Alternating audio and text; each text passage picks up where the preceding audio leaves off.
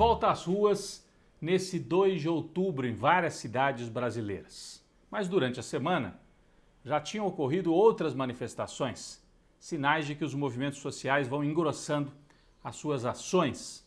Primeiro, o escracho, feito pelo Levante Popular da Juventude, em frente à sede da Prevent Senior em São Paulo. Os jovens, principalmente, ali se manifestando, lançando tinta vermelha contra a sede dessa empresa que virou um símbolo da política da morte de Bolsonaro. Política da morte que tem apoio de um setor do empresariado, inclusive do empresariado da saúde, como a gente viu na CPI. Ao mesmo tempo, em Brasília, manifestação no Movimento Sem Teto em frente à mansão, suspeitíssima mansão de Flávio Bolsonaro. Ele não teria renda para comprar uma mansão desse valor, 6 milhões de reais, senador da República, o filho de Jair Bolsonaro. Então as pessoas foram lá para a porta da mansão para falar de fome, enquanto o Brasil passa fome, a família Bolsonaro vai aumentando seu patrimônio imobiliário sem justificativa, sem ter renda para isso. De onde vem esse dinheiro?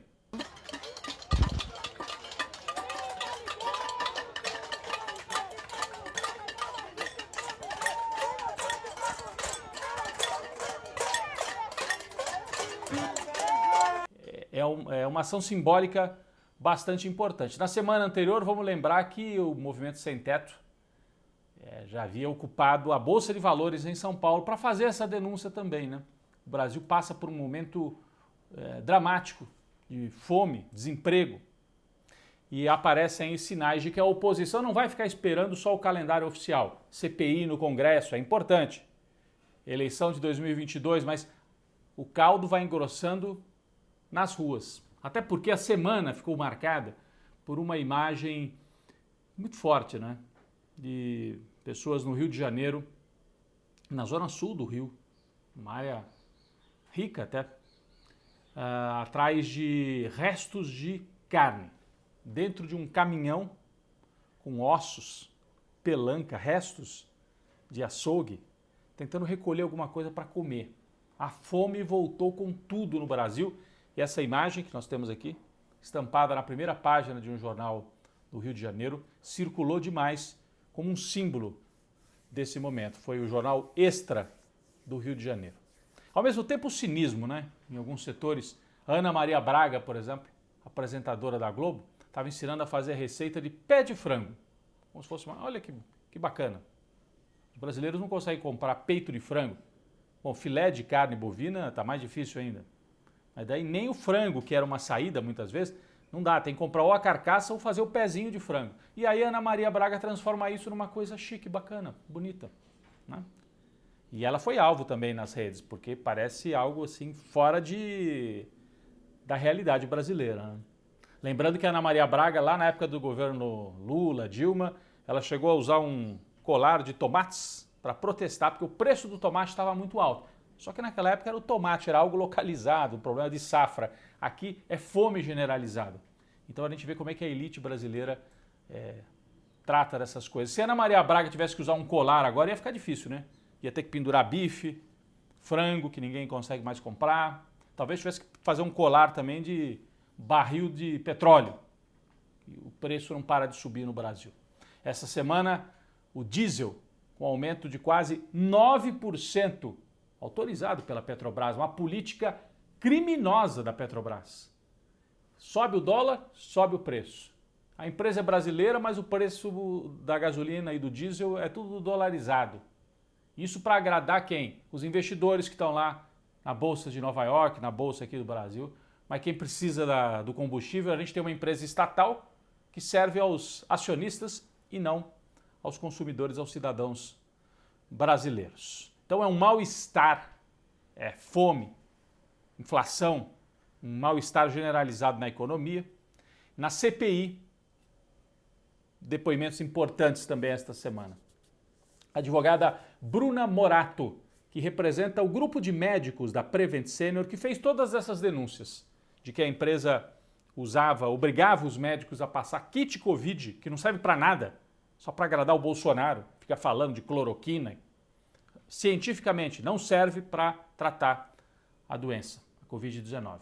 mas a Prevent Senior obrigava os médicos a usar, não avisava os idosos, né, principalmente, que estavam utilizando esse tipo de tratamento e também escondia os casos de Covid-19. Uma denúncia grave feita pela advogada, que foi prestar o depoimento na CPI, de que Anthony Wong, um médico inclusive, mas que é negacionista e não queria que falassem que ele estava com Covid, ele foi internado com Covid-19 no meio de pacientes cardiológicos.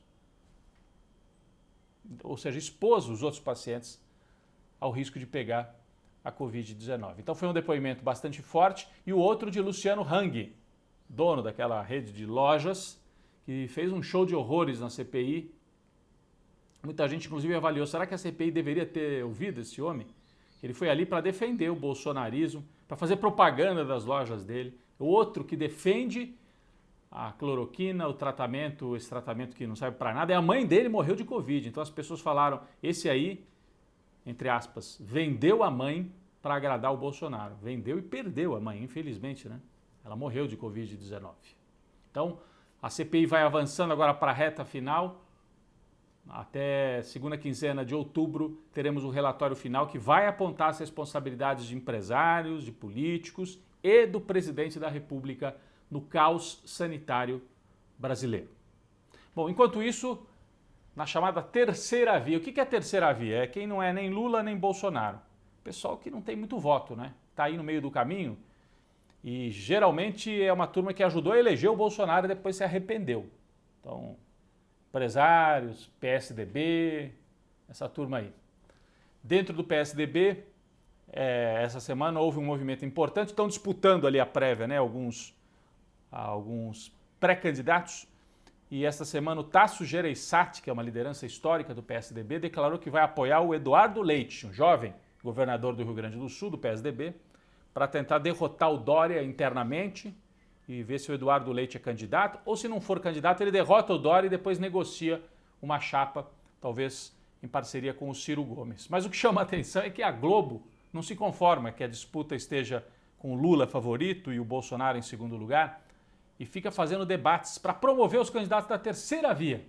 Então levou lá o Ciro Gomes, o Mandetta, Alessandro Vieira e não convida o Lula para debater. O Lula até brincou, né? Parece que a Globo está fazendo um vestibular para ver quem é que passa. A Globo é que escolhe. A Globo é a professora, escolinha da Globo, para escolher o candidato da terceira via. O Lula brincou, parece vestibular, né? Estão fazendo um vestibular aí para escolher o candidato deles. Bom, no campo internacional, um resultado importante na Alemanha, o país mais rico da Europa, a liderança da União Europeia, teve eleição, encerrou-se a era da Angela Merkel, né, que foi líder da Alemanha aí por 20 anos. Quem ganhou a eleição? Partido de centro-esquerda, o SPD, que é um partido próximo do PT aqui no Brasil. Ganhou a eleição por uma margem pequena, vai ter que fazer alianças com o Partido Verde, que teve vitória importante, ficou em terceiro lugar, e com os liberais.